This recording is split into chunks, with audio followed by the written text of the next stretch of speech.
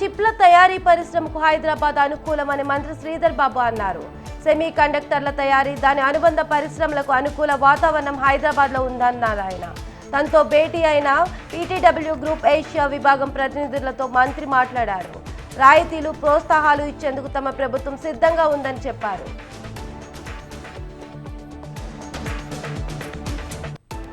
తెలంగాణలో ఆర్టీసీని అభివృద్ధిలోకి తెచ్చామని మంత్రి పొన్నం ప్రభాకర్ అన్నారు.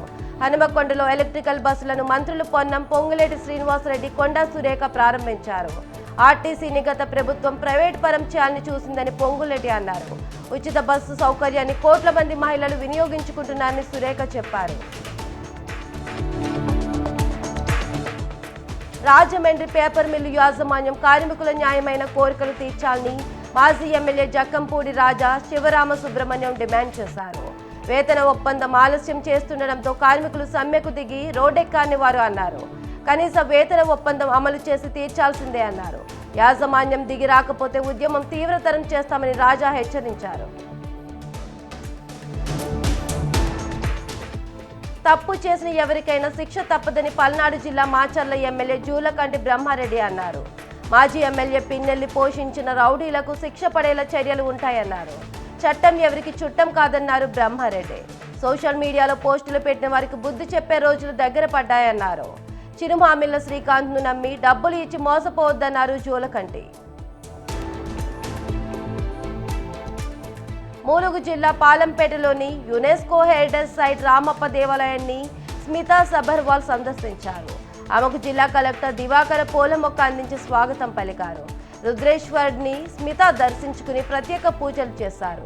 షాపింగ్ కాంప్లెక్స్ పార్కింగ్ పనులను పరిశీలించారు. ఆలయంలో జరుగుతున్న ప్రసాద్, సాస్కి ప్రాజెక్టుల పనుల గురించి కలెక్టర్ వివరించారు.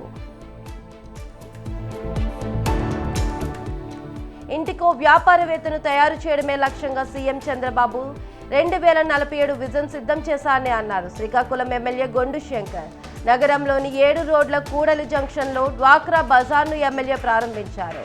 మహిళలకు ఆర్థికంగా బలోపేతం చేయడం కోసం అప్పట్లోనే చంద్రబాబు డ్వాక్రా సంఘాల ఏర్పాటుకు శ్రీకారం చుట్టారన్నారు.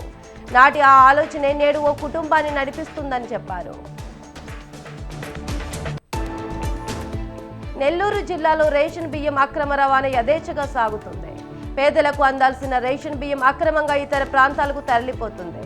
తాజాగా కందుకూరు నియోజకవర్గంలో 500 బస్తాల రేషన్ బియ్యంతో తరలిపోతున్న ఓ లారీని దదదర్తి పోలీసులు పట్టుకున్నారు.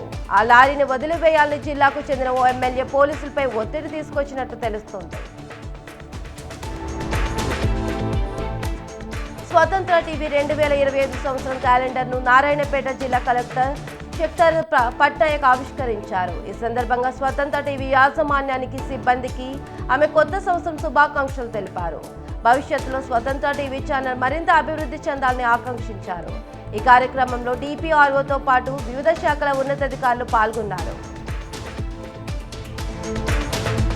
సిద్దిపేట జిల్లాలో ఉన్న చేర్యాల మండల కేంద్రాన్ని రెవెన్యూ డివిజన్గా ఏర్పాటు చేయాలంటూ జేఏసీ ఆధ్వర్యంలో కార్ల ర్యాలీ చేపట్టారు.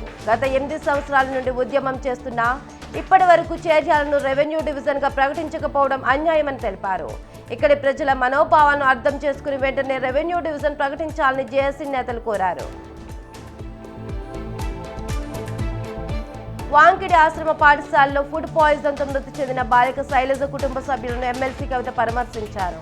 శైలజ చిత్రపటానికి కవిత పూలమాల వేసి నివాళులు అర్పించారు.